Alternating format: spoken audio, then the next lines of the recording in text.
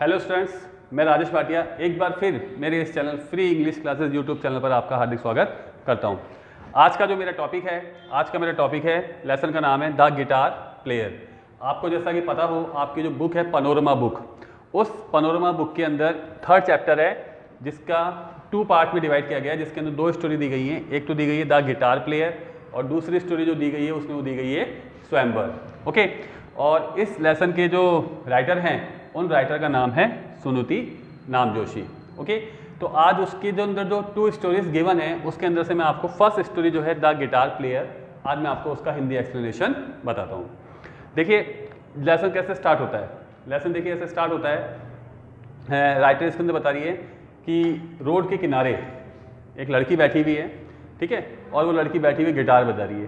ठीक है, शाहरुख खान या सलमान खान की तरह गिटार नहीं बजा रही है, केवल वो क्या कर रही है, नॉर्मली एक म्यूजिशियन है वो, और वो बैठी हुई वहाँ पे क्या कर रही है, गिटार बजा रही है। ओके, उसकी जो गिटार से निकलने वाली धुन है वो धुन इतनी, मतलब यूँ कह सकते हो इतनी स्वीट है, वो मेलोडी इतनी सुंदर है कि मन को लुभाने वाली है। उसको जो भी सुनता है उस धुन को तो वो आदमी उसकी तरफ अट्रैक्ट हो सकता है।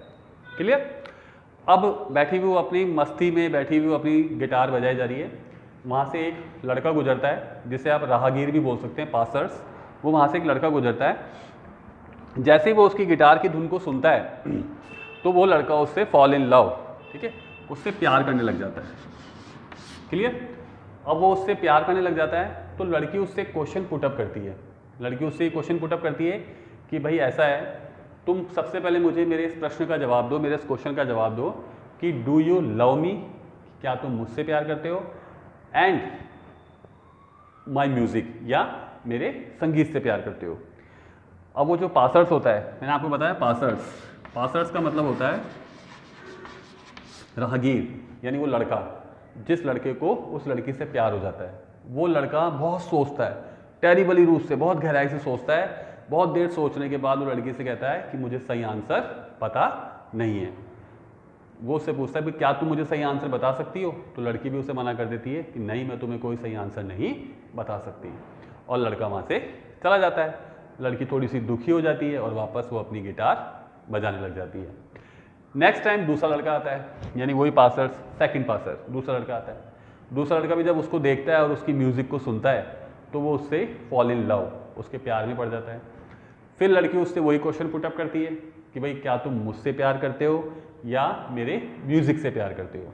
वो लड़का भी बहुत देर तक सोचता है, लेकिन जब वो सोच रहा होता है ना तो उसकी नज़रें कहाँ होती हैं, गिटार के ऊपर होती है। किसकी गिटार पे?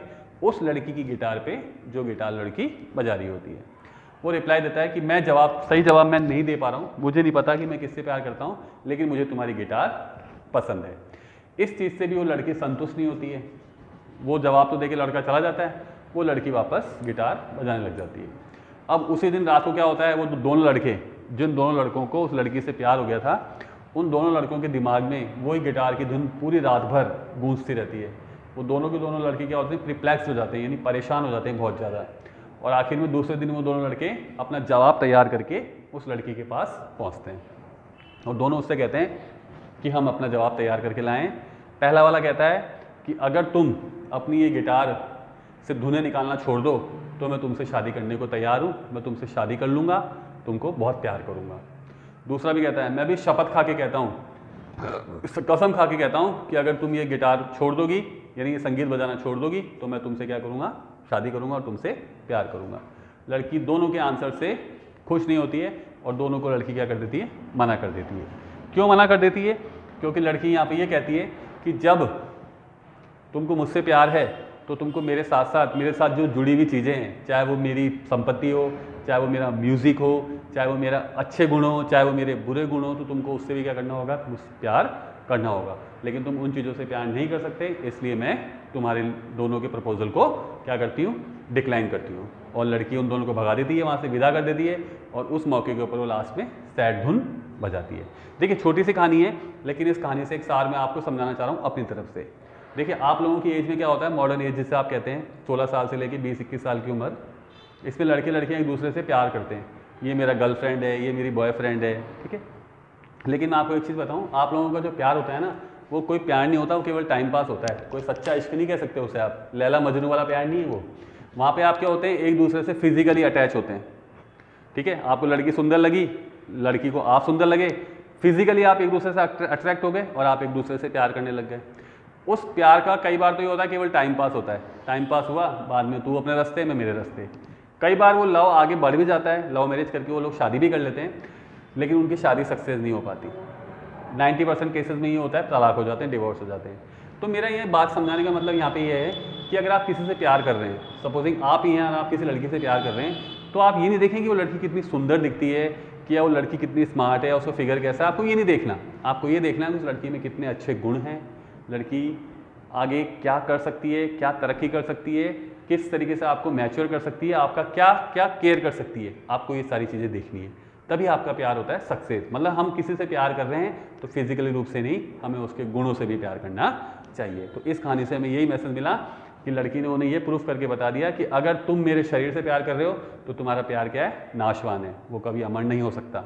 लेकिन अगर तुम मेरे शरीर के साथ साथ मेरे संगीत से, मेरे गुणों से, मेरे चरित्र से प्यार करते हो तो वो प्यार हमेशा के लिए क्या हो जाएगा, अमर हो जाएगा। तो क्लियर फ्रेंड्स, छोटी सी कहानी थी। इस कहानी का जो नेक्स्ट पार्ट है स्वयंवर, वो मैं आपको अगली स्टोरी, अगले वीडियो के अंदर मैं आपको समझाऊंगा, और उसके बाद जो नेक्स्ट वीडियो अपन बनाएंगे उसके अंदर फिर मैं आपको इनके इंपॉर्टेंट क्वेश्चन आंसर बताऊंगा। तो अगर आपको ये चैप्टर समझ में आया हो तो इसको अप्लाई करें और अपने फ्रेंड्स के साथ शेयर करें, और अगर कोई प्रॉब्लम्स हो तो आप कमेंट करके मुझसे पूछ सकते हैं। थैंक्स फॉर वॉचिंग, धन्यवाद and have a nice day.